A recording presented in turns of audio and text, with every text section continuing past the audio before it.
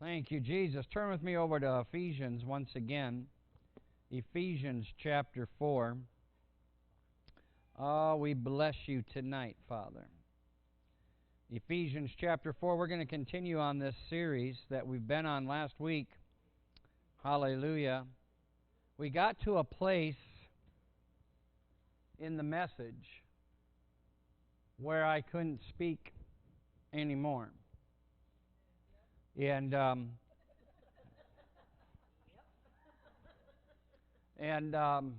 reason why is because I endeavor to only say what I hear my Father say.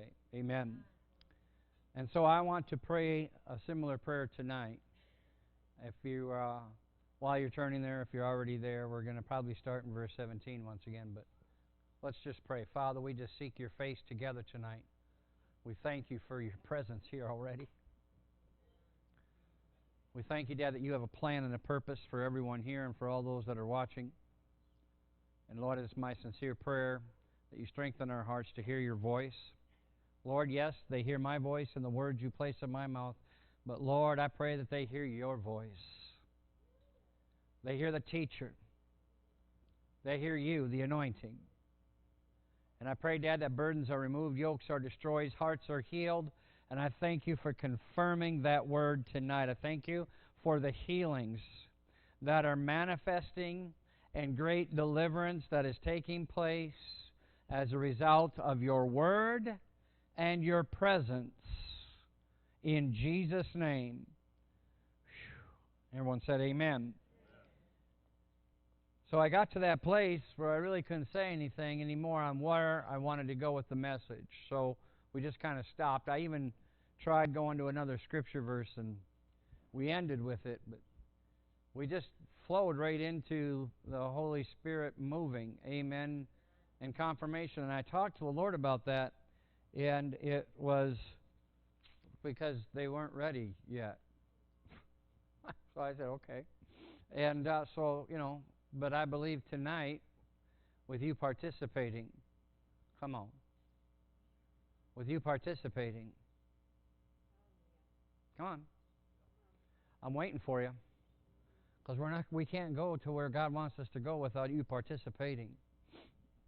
So, are you going to participate tonight? Thank you. Got a few yeses. Amen. Hallelujah. You got to draw on the preacher, God knows what you need to hear. Amen. Hallelujah. Praise you, Lord.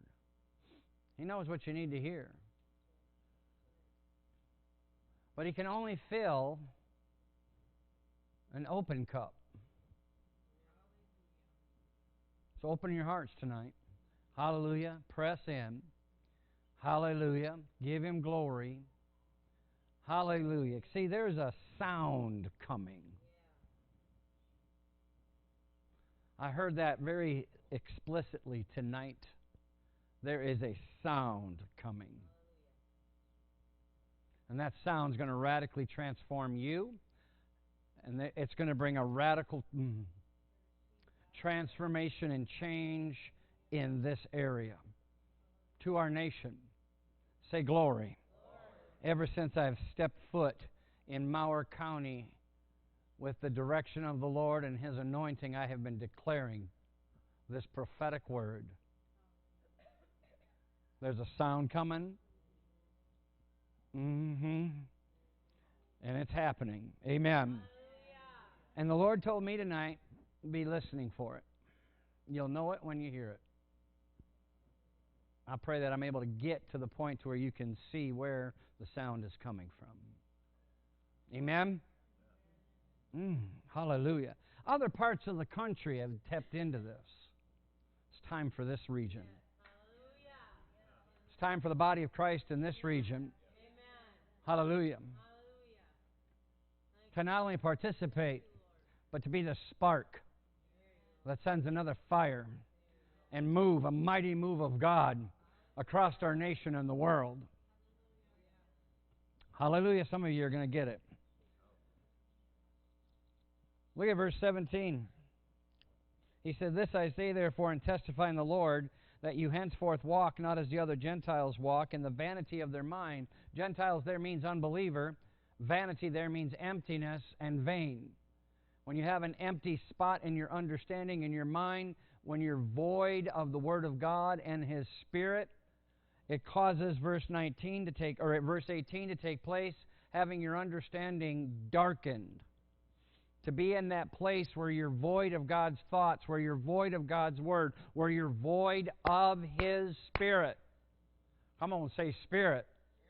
Your understanding now is darkened. Last night at Freedom Christian Fellowship, I told our church family, God said it's time for you to start learning how to filter natural events through faith. We got to stop walking by sight and start walking by faith. Amen? When we are in this place where we're void in our understanding, when we're empty of the Spirit of God in our mind and in our heart, our understanding is darkened. We're not able to interpret what is actually going on. And the devil will get you off fighting with flesh, warring against natural things, warring with your own body. Come on, are you hearing me on this? And our warfare is not carnal, but mighty through God to the pulling down of strongholds and every high thing that exalts itself against the knowledge of God. Hallelujah? So we don't want to be in this place where our understanding is darkened, being alienated or separated from the life of God. The word life there is the Greek word zoe, which is the eternal creative force and power of God, His life. God's life creates. Amen? Ooh, there's so much there. Through the ignorance. See, I was just reading a scientific article that was talking about the Big Bang. Big Bang created the universe. They're still talking about that. And they're trying to say this, that there's some substance that caused the bang. Come on, say God's life is the substance that caused the bang that created everything. Come on, Genesis 1, the Spirit of God hovered over the face of the waters. The Spirit of God was there, and then God said, Amen. Come on, amen? Amen? Bang, there it was.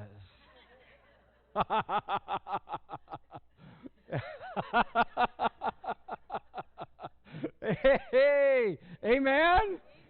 Hallelujah. Huh? It was a sound. There it is. There's your sound. Come on. Hallelujah. Amen.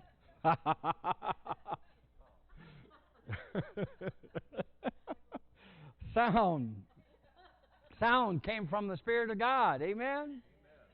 Woo! Praise God. Hallelujah. Amen. So you're alienated from the life of God. I'm not even into this yet. Hallelujah. We don't want to be alienated from the life of God. Because it's His life that creates your healing. Huh? Huh? Huh? Amen? Huh? What was that? Hallelujah. And so it's only by having God's thoughts and His Spirit that we are connected to His life that creates. Hallelujah. And so their heart is blinded, who being past feeling, verse 19, give themselves over to lasciviousness, no restraint to work all uncleanness. But look at verse 20. But you have not so learned Christ. See, Christ is the Greek word there is Christos, which means the anointed one, and, everybody say, and, His anointing. So the anointing of God. You can learn from the anointing. In fact, without learning from the anointing, there is no connection to the life of God. There will be no sound. Say glory. I'm going to start walking now. Turning it on. Amen? Say there's a sound. Man, I love that song tonight. Good choice. The rattle song. Amen? I hear a sound of dry bones rattling. I tell you, they used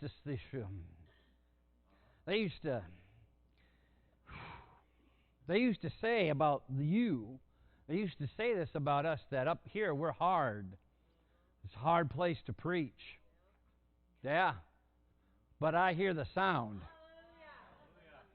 of dry bones rattling. Come on. We're shaking off the hard stuff. Amen? Say there's a sound. You can learn Christ. Christ, the Anointed One, and His anointing will teach you. Turn with me over to 1 John. Hallelujah. And while you're turning over there, He will teach you what verse 22 says, that you put off concerning the former lifestyle of the old man, which is corrupt according to deceitful lusts. The anointing will teach you to be renewed in the spirit of your understanding, so that you can put on the new man, which after God is created in righteousness and true holiness. You can put off the old man of sickness and disease and put on the new man of healing and strength. And that comes by learning Christ. But you have not so learned Christ. Say amen, somebody. I know I told you to go over there, but I heard the Lord say that we need to understand that we are to put on the new man, which after God is created in righteousness and true holiness. Righteousness is who you are. You are in right standing with God. It is real similar to holiness. How many know God is holy? And so He created you right with His righteousness, so you could be holy. Amen? Now watch this. Holiness is the result of the process of sanctification. Holiness is what you give back to God after He has given you righteousness. Come on. Say holiness. Holiness is separating you from the world, and that takes the process of sanctification. We need to separate ourselves from sickness and disease. Stop identifying with my arthritis, my sickness, my torn ACL, my headache. Come on. We need to separate. We need to be holy as He is holy. Amen? Now listen, look at what he says here in 1 John chapter 2. In verse 27, once again, he says, "But the anointing which you have received of Him abides in you, and you need not that any man teach you." Okay? Natural man. You don't need natural man teaching you something new. And that's what a lot of Christians get caught up in. We're in the culture where information is at your fingertips. Gaining more information about your situation will not help you the way God can. Come on. He says you don't need natural man teaching you. But what you do need, come on, now watch this.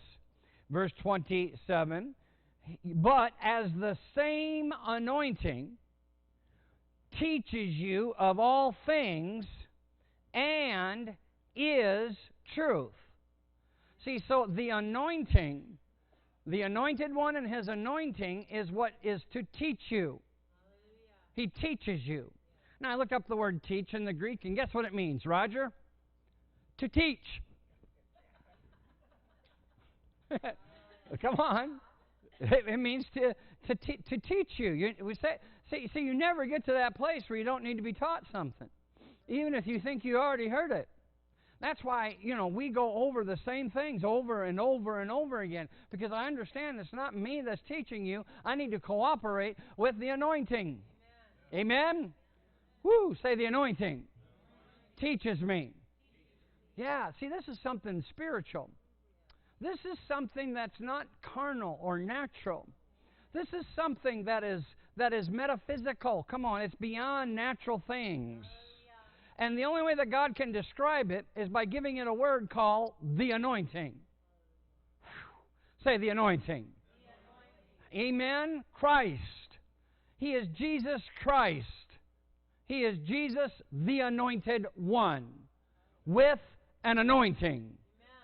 And it was the anointing on Jesus that taught people. Come on. He was so one with the anointing, they called him Christ, the Anointed One.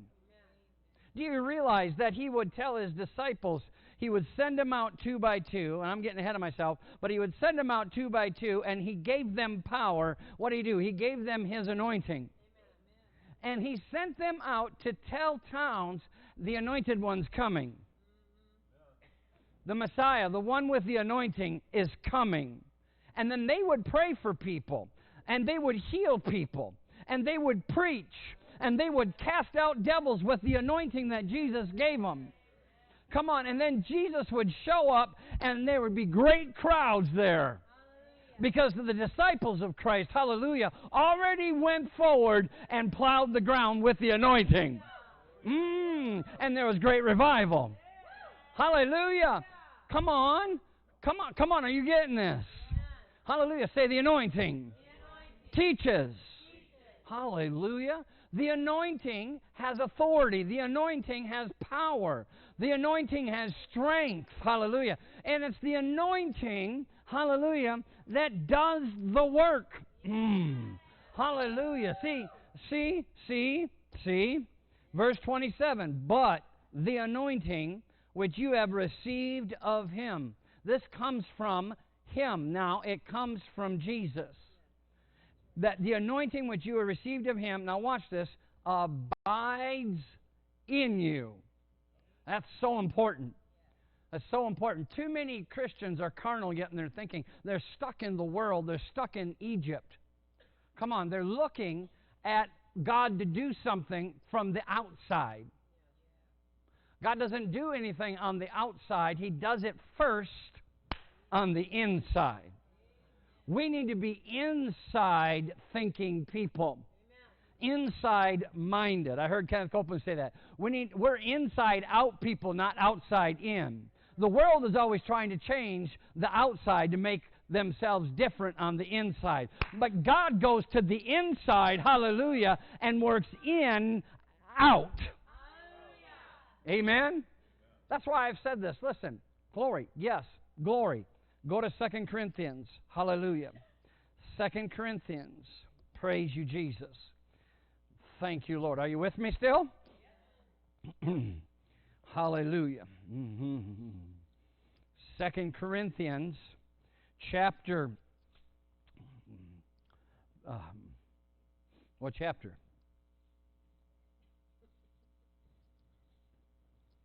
Chapter 5, verse 17.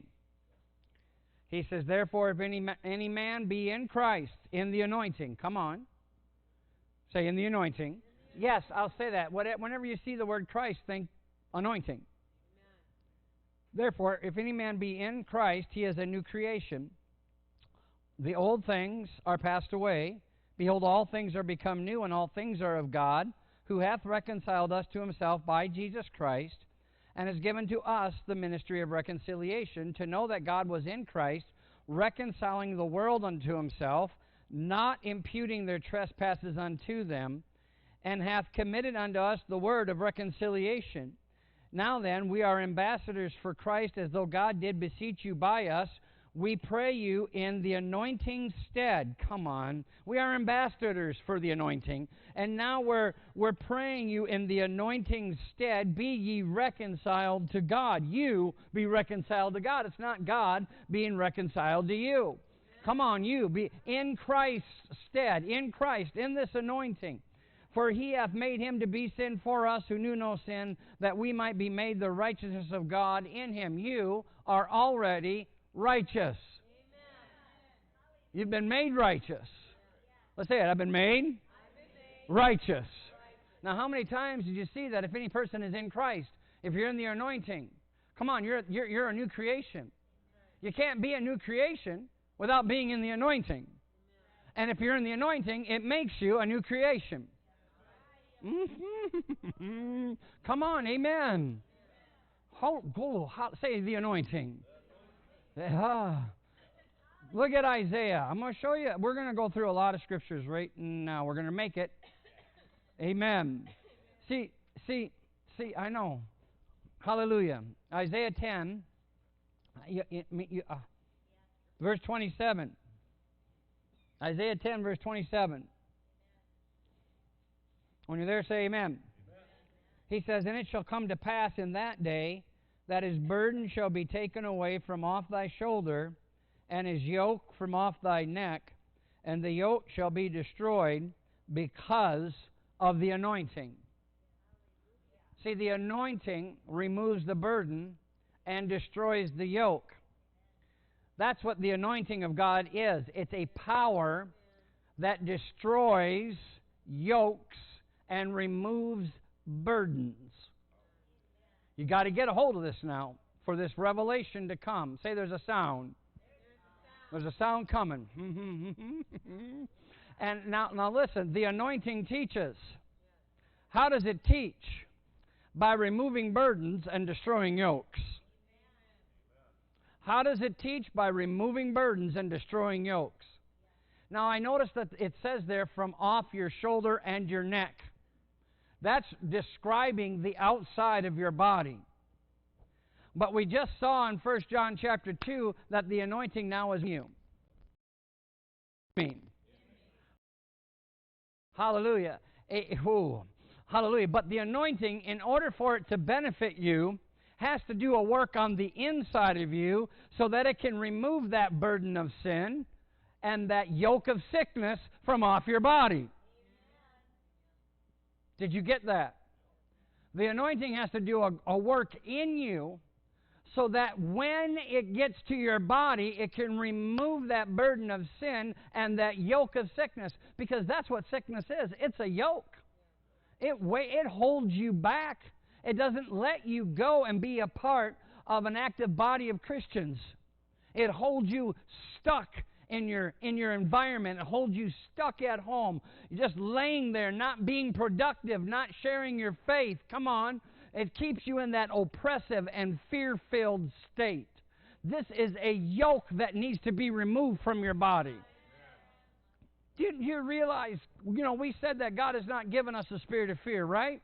But a power and of love and a sound mind. And when you study people with various sicknesses and diseases, you can go right back to the source called fear. The common cold is the result of fear that produced stress in what you're facing. Come on. Even type 2 diabetes. Come on. I'm cancer. It all goes back to fear. Are you hearing me on this? So if God can do a work in you, He can begin to remove the condition that's weighing you down on your body. He can only do that with the anointing. Woo, say anointing. Come on, say it again. Glory to God. Now, how does He do this? How does He get the anointing in you? Now, we saw in 1 John, he says, but the anointing which you have received of Him. First things first, you need to receive the anointing. Turn with me over to Luke chapter 4. Luke chapter 4. It's the anointing that will remove the burden of sin and the yoke of sickness. I can't say it any other way. That's the way that God has me saying it tonight. That was very prophetic. Only the anointing can remove the burden of sin. How does sin get removed from you? By the anointing. Only the anointing can do it. And only the anointing can remove the yoke of sickness. I ask you to go to Luke chapter 4. Jesus is quoting Isaiah the prophet, and he says this in Luke chapter 4 and verse 18. He said, the Spirit of the Lord God is, now watch this, upon me. Say, we're getting there. The Spirit of God is now upon him.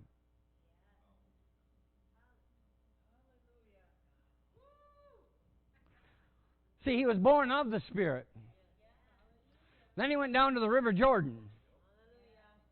And John said, you should be baptizing me. I shouldn't be baptizing you. And Jesus said, let all righteousness be fulfilled. Say this with me. He said, A sound. Let all righteousness be fulfilled. Oh, glory to God. Glory to God. I know, Lord. I just got something from the Father, but that's for another time. But he said, everybody say, I know, I know, I know, I know.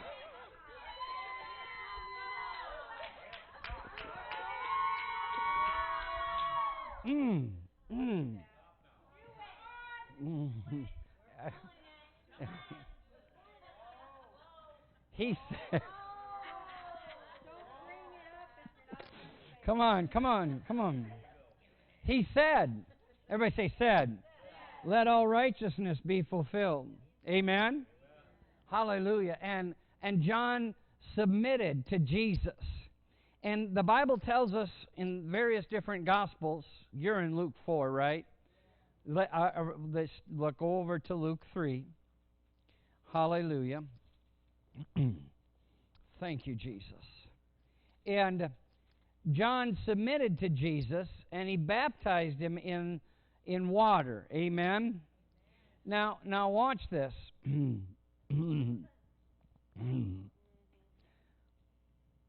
Now, in verse 21 of Luke chapter 3, he says, now when all the people were baptized, it came to pass that Jesus also being baptized and praying, the heaven was opened.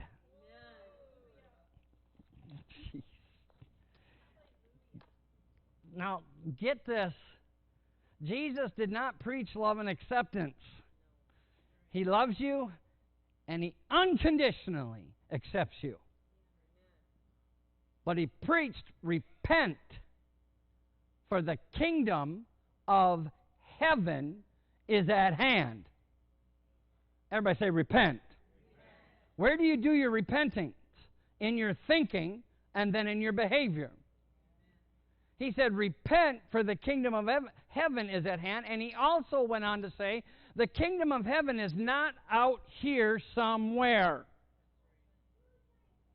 What is the kingdom? The kingdom is a way of thinking, believing, and speaking.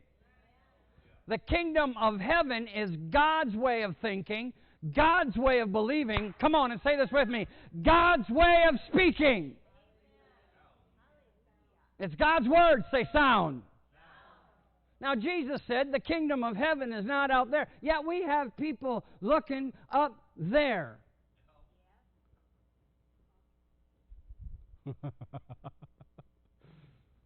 He said the kingdom of heaven, the kingdom of God, is within you.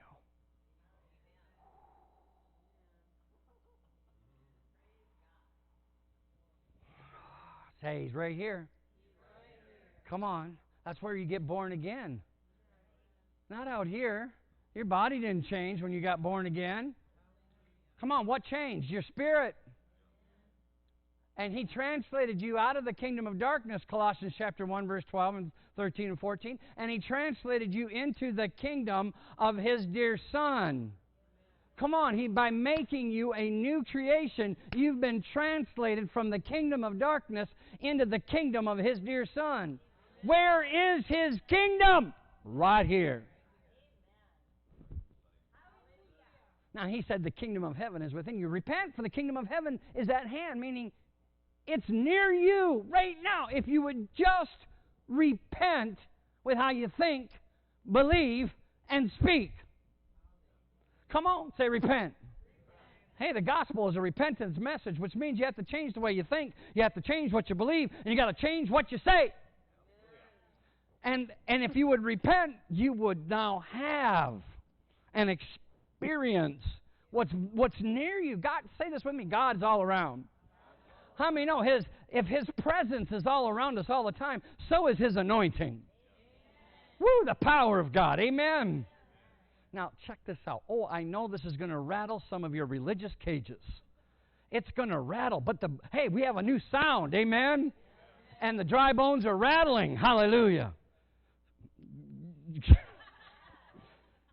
Where is the kingdom of heaven?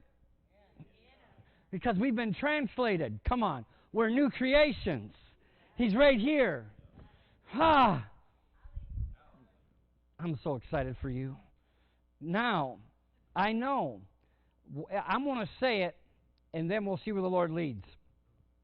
I'll see if He lets me teach on it even more. But verse 22, and the Holy Spirit descended. Wait. Verse 21. Now, when all the people were baptized, it came to pass that Jesus also being baptized, praying. Everybody say praying. When you're praying, you pray with words. You're speaking. Amen? So he's speaking, and the heaven was open. How many of you got this picture? All of a sudden the sky opens up. Come on. Where's the kingdom of heaven right now in the earth?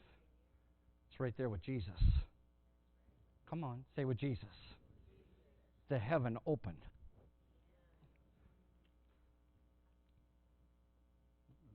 Right there with Him. He is the king of this kingdom.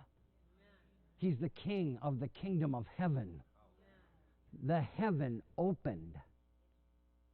It opened. And the Holy Spirit descended in a bodily shape like a dove upon Him, and a voice, a sound, came from where? Up there? Where did the sound come from? I'm going to submit something to you. Come on. Is Jesus and God the Father one? Is Jesus and God the Holy Spirit one? And when the heaven opened, who spoke these words? Come on, he's praying. And he said, Jesus said, but now something else is happening. It's the Father speaking through him. And Jesus said, this is my beloved Son. In thee I am well pleased. As the Holy Spirit came upon him. Yeah, I know, Dad. I heard it. Say amen. Now go over to Luke 4:18. We're going to hopefully let that rest on you for a moment.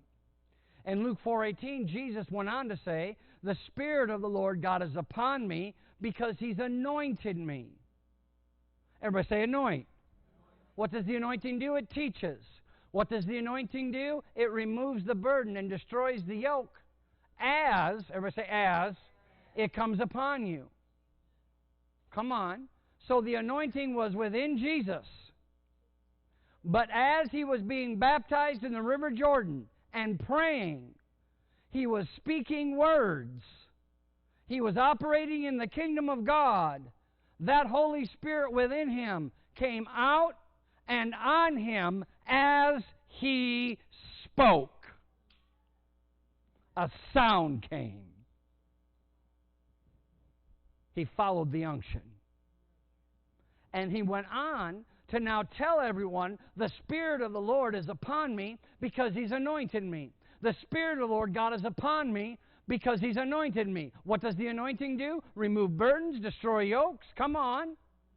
Turn with me over to Acts chapter 10. He sent me to preach the gospel to the poor. Acts chapter 10. He sent me to heal the brokenhearted with the anointing. Amen? Thank you, Jesus. Thank you, Father. Are you with me still? I tell you, you guys just start thinking in your head too much. Get it down here. Say amen. Hallelujah. Forgive me for going there, but praise God, you wanted it, so I gave it to you. Are you going to choke on it? Are you with me? Everybody say flow. Hallelujah. Look at what he says, Acts chapter 10, verse 38. Acts chapter 10 and verse 38. It says how God, right, anointed Jesus with the Holy Ghost And, everybody say, and, with what? Power. Who went about doing good and healing all that were oppressed of the devil, for God was with him. Notice how it says how God anointed Jesus. The anointing was with Jesus, and God's the one that anointed him. God's the one that does the anointing. Say amen. And he was anointed with the Holy Spirit and with authority and with power. What did he do with that? Did he go around making people sick? No. He went about doing good. You see, hallelujah, Jesus said, I'm not the one that does the works. It's the Father in me. Come on, say in me. That does the works. See, come on. Jesus went around telling everybody. Remember how I said he gave his apostles and his disciples power? He sent out the 12 first, then he sent out 70, then he sent out 120. He kept increasing, he kept growing. And he would send them out 2 by 2. And he gave them this anointing. He gave them this power of the anointing. And they went and told that the anointed one is coming. Then when Jesus came, guess what he preached? He said, the Spirit of the Lord God is upon me because he has anointed me. He was telling everyone that he's anointed with God's Spirit. I'm anointed with God's Spirit. I have his anointing. That's what he preached. You know, the Bible tells us repeatedly that people came to hear him and then be healed. In America, we don't want to spend the time hearing or make the effort to hear. No, we just want the healing. But saints, that's not how the anointing works. The anointing teaches you to put on your healing. Come on. That's why Jesus had to be anointed. Come on. Hallelujah. That's why he was able to heal the brokenhearted. That's why he was able to open blind eyes. That's why he was able to heal the lepers. Come on. Because of the anointing. The woman with the issue of blood. She did everything that she possibly could. I know. Hallelujah. He's talking to me up here. And I'm trying to preach his sermon. But she heard of Jesus. Come on, say heard. And then she got her sick body up out of that house and went to where she could have a point of contact. She didn't stay in her bed. She could have done what a lot of Christians do nowadays. Well, if he's going to heal me, he can just heal me right here in this bed. But that's not how the anointing works. Come on, get this. She got up and she pressed through the crowd and she reached out and touched the hem of his garment. That prayer shawl, come on. What she heard he was anointed. She heard that he had the anointing to remove burdens and destroy yokes. She heard that he was anointed doing good. She heard that he was healing sick people. She said to herself, if I can but just touch the hem of his garment, I shall be whole. What was she touching? The anointing. If I could just touch the anointing, I would be whole. Hallelujah. Now listen. Glory. God anoints his ministers. God anoints you as a child of God. And I'm telling you something, the anointing can come on you. And that anointing can remove your burdens and destroy your yokes. But that anointing can also remove others' burdens and destroy their yokes. Hallelujah. You don't do it in your strength. It's not by your glory, but by the anointing of Jesus. And that anointing, hallelujah, it's here right now. Hallelujah. You can reach out and touch it. Glory to God. But I'm here to tell you something. You can activate this anointing anytime. You can come in contact with this anointing. You don't, come on. It's good to be around like-minded believers. It's good to be connected to other people who know how to flow in the anointing. It's good to be in a corporate place like this, to have the corporate anointing flowing. The anointing on you, the anointing on me. Come on, flowing together. Hallelujah. And that's why we see miracles here all the time. That's why we see somebody completely healed, the doctor scratching their head. What's going on? Why somebody comes out of a coma? Are you kidding me? Say right words. Release the right anointing. Amen. How does this happen? How do we do this? Can you give me a few more minutes?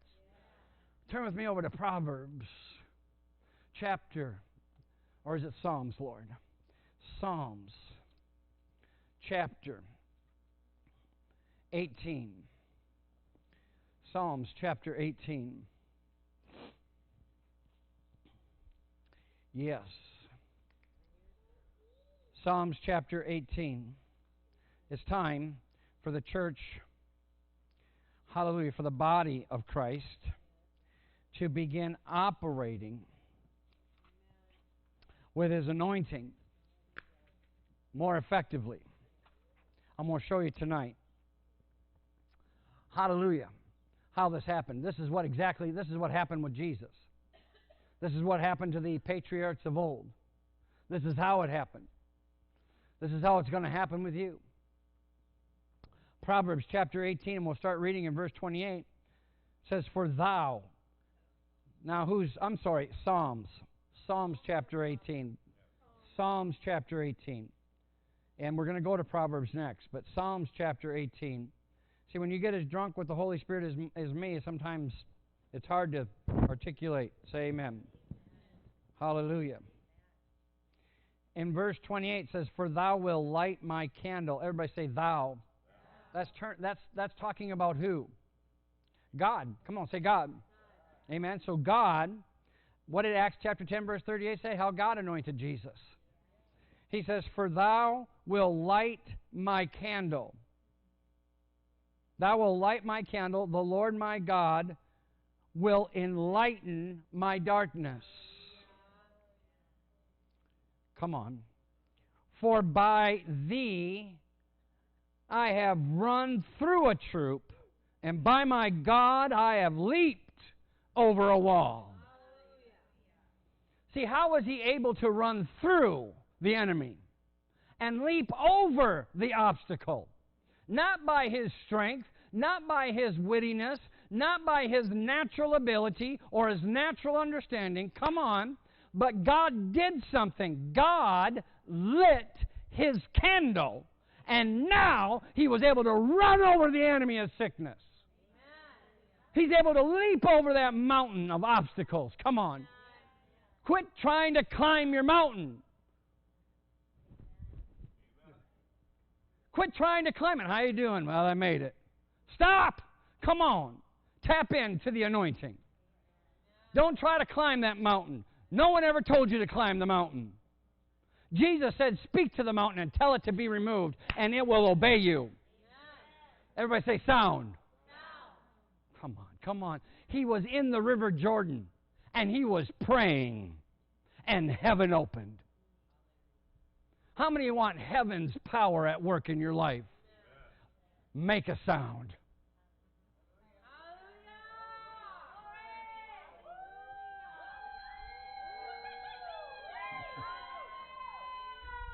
Yeah!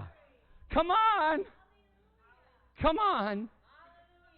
Come on! Come on! Come on! There it is! Come on! Come on! Yeah! Mm-hmm. Mm-hmm. You see, he lit his candle. He lit his candle. Now, the word light there in the Hebrew means to set on fire. To set on fire. Come on. God's the one that sets you on fire. But stop looking for it out here. Come on. He's the one that will set you on fire. Come on, say fire. Woo, have you ever touched a natural fire with your hand? Do you go, Come on. You go, whoa! Right? Come on, a sound is made. Amen. When God lights you on fire, there will be a sound. There will be a sound. Now he says he lights my candle. Everybody say candle.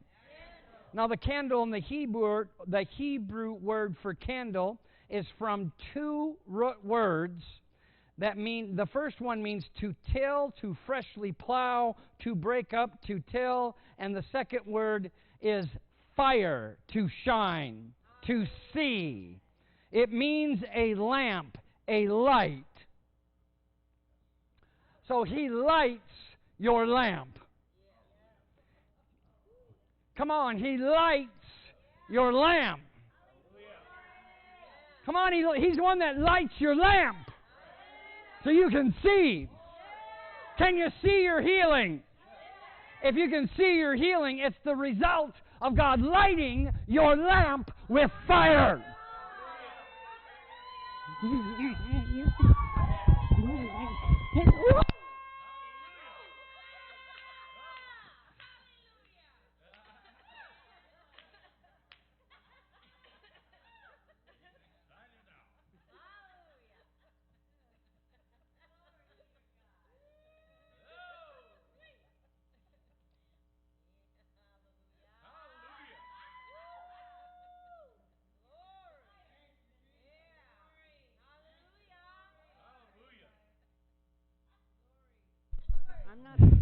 Got it.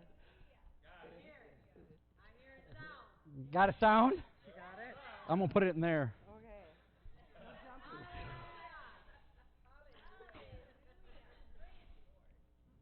Now go to Proverbs. Woo! Somebody just needs to get up and run or dance or something. Come on, follow the unction. Follow the anointing. Amen. There you go. Amen. Come on, shout it out, shout it out.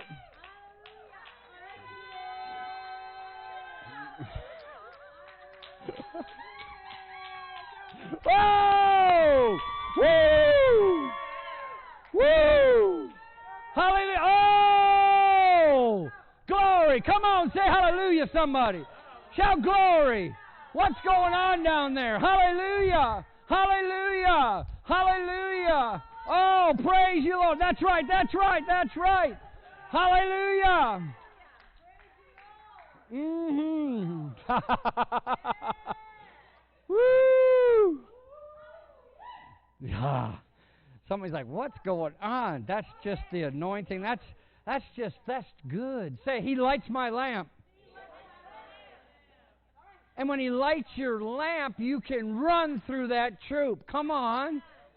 When he lights that lamp, when he lights you with a fire, you can run through a troop, you can leap over a wall. Proverbs chapter 20. Say hallelujah. Glory. Now watch this. Proverbs now. 20. Say it's the anointing that removes the burden of sin and destroys the yoke of sickness. Amen? Proverbs chapter 20, now in verse 27. It says, now remember, God's the one that lights your what? Candle. What is your candle? He says in verse 27, the spirit of man is what? Come on. The spirit of man is the candle of the Lord.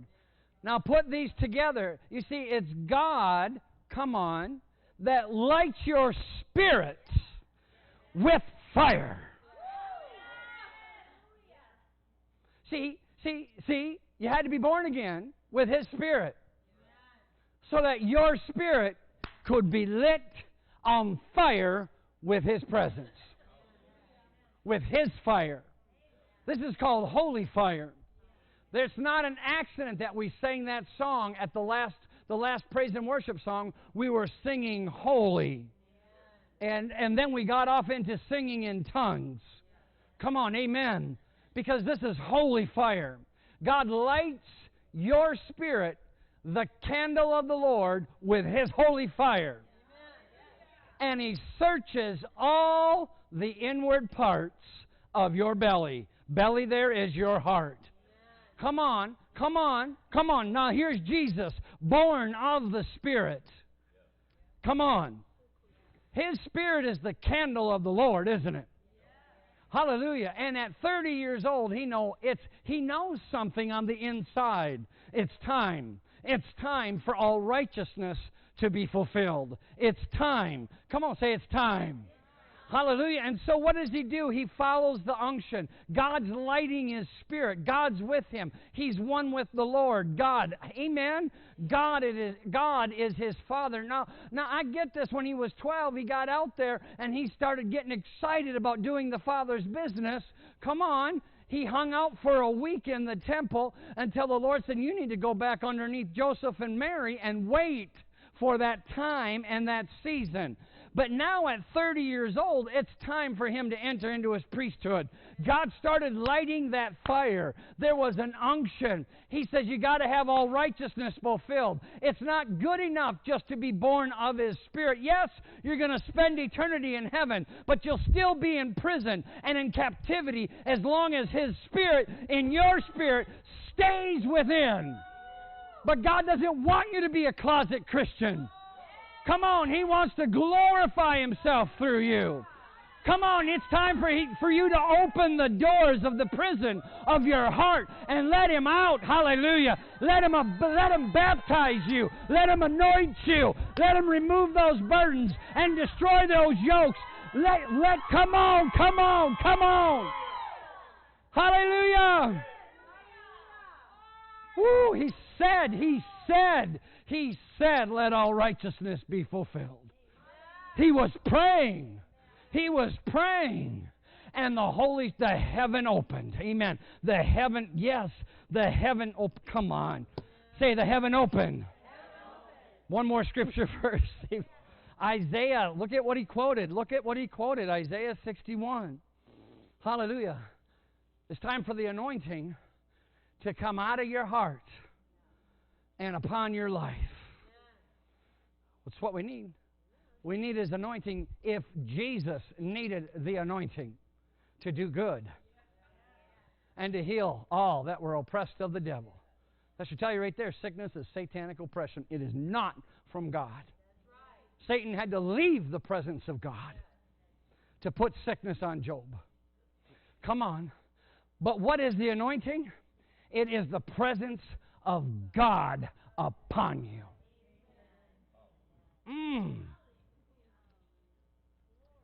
Jesus said he came to heal the brokenhearted with the anointing. Next week we're going to get into more of this, but look at what he says here in Isaiah 61, verse 1, and we'll close with this. Hallelujah. Whew. I tell you, I'm on fire. I'm burning up here. Look at what it says there in verse 1. The Spirit of the Lord God is upon me, a prophecy, because the Lord has anointed me. Come on, say anointed. To preach good tidings unto the meek. He has sent me to bind up the brokenhearted, to proclaim liberty to the captives. Here it is. And the opening of the prison to them that are bound. See, God wants to open up the doors of your heart. So he, hallelujah, with his Spirit, one with your spirit. Come on. Bible says if you are joined to the Lord, you're one spirit with him. Can flow out of your heart. Jesus said, if you believe on me, as the scripture said, out of your heart will flow. Come on, say flow. Rivers of living water. This he spoke of the Spirit. Hallelujah. It's time for the anointing to come. It's time for the anointing to come out and upon you. And saints, listen to me now. We need to flow. But the anointing comes out of your heart. The one that God, from your spirit. God's the one that lights your spirit with his anointing. The anointing which you have received of him abides in you. Come on. That anointing comes out and removes those burdens and destroys those yokes with a sound from you. From your heart. Come on, say my heart. You make the sound. Come on. Do you hear it? Can you hear it? Come on. What sound is God giving you to say? What sound? He's at Lazarus' tomb. He's dead. And the Bible says he groaned.